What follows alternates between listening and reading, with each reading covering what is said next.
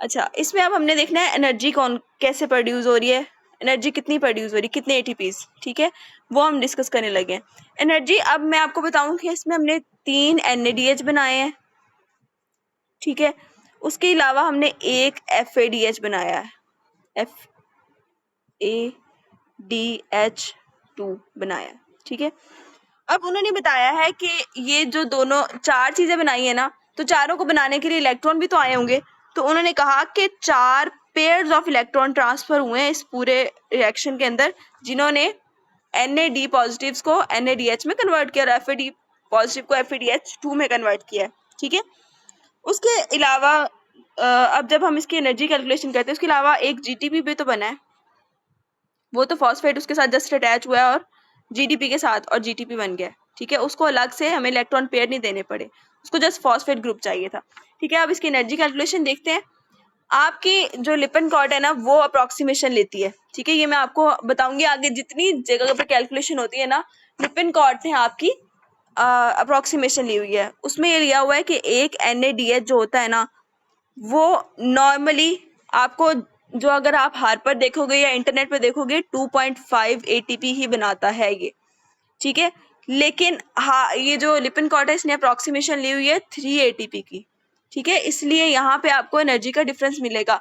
Normally ये जो आपकी जो पूरा साइकिल होता है ना, TCA साइकिल, अगर आप इसको हार्पर से कंपेयर करोगे इसकी एनर्जी प्रोडक्शन को, एनर्जी प्रोडक्शन में कहूंगी आप हार्पर को प्रेफर करो, क्योंकि ये मोस्ट एक्यूरेट वाली बात है, 2.5 ATP वाली, और FADH से 1.5 ATP वाली। आप एक्यूरेट टर्म यूज करो, ठीक है। इसलिए अगर हम इस बेसिस पे हम इसकी कैलकुलेशन करते हैं, तो FADH हमारे पास 1 है और NADH हमारे पास 3 है।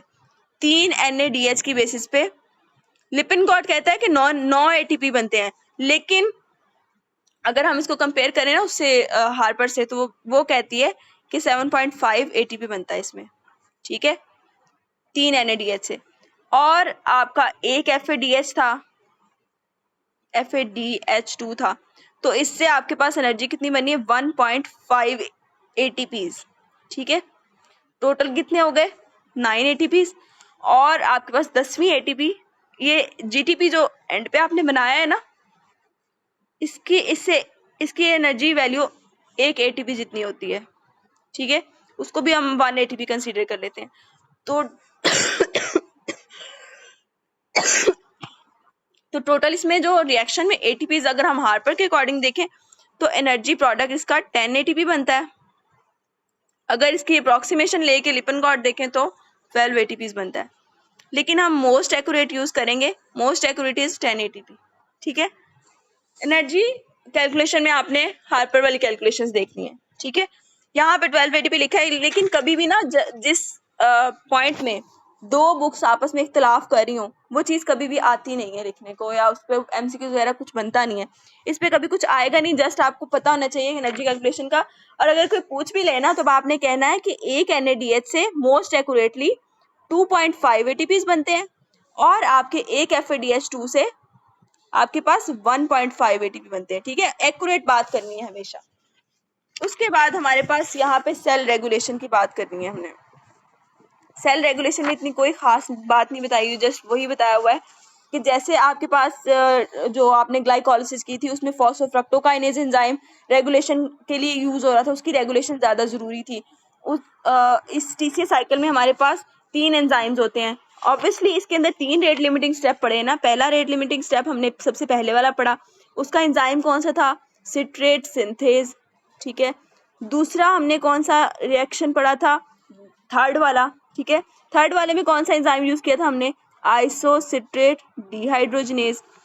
तीसरा रेट लिमिटिंग स्टेप कौन सा था हमारा, चौथे वाला, उसमें हमने पढ़ा था alpha keto glutarate dehydrogenase complex, ठीक है। उसने कहा कि इन रिएक्शंस में हाई नेगेटिव जो डेल्टा G होती है ना, वो फेवर करती है एक तो इन रिएक्शन को परफॉर्म होने में, ठीक है। उसके अलावा ये जो है ना डिपेंड करता है ATP, ये जो उन्होंने कहा, ये क्या कहते हैं, रिड्यूसिंग इक्विवेलेंट, ये तीनों, ये जो पूरा TCA साइकिल है, ये इन तीनों एंजाइम से रेगुलेट होता है।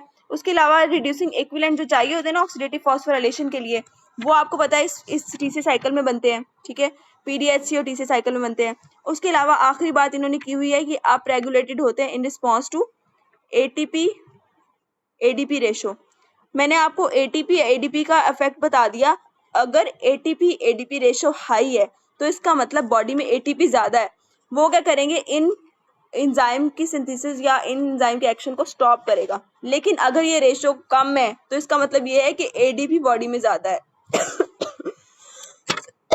तो वो इन एंजाइम को फेवर करेगा, तीनों को, ठीक है। इसीलिए इन तीनों एंजाइम की जब हमने रेगुलेशन पढ़ी है, उन तीनों के अंदर एडीपी का पॉजिटिव रोल देखा है और एटीपी का नेगेटिव रोल देखा है। यहाँ पे एटीपी एडीपी रेशो जो है वो बेसिकली रेगुलेट कर रही है इन तीनों एंजाइम को, ठीक है। यहाँ तक हमारे टॉपिक पूरा चैप्टर कंप्लीट होता है। समझ आइए इस बात की?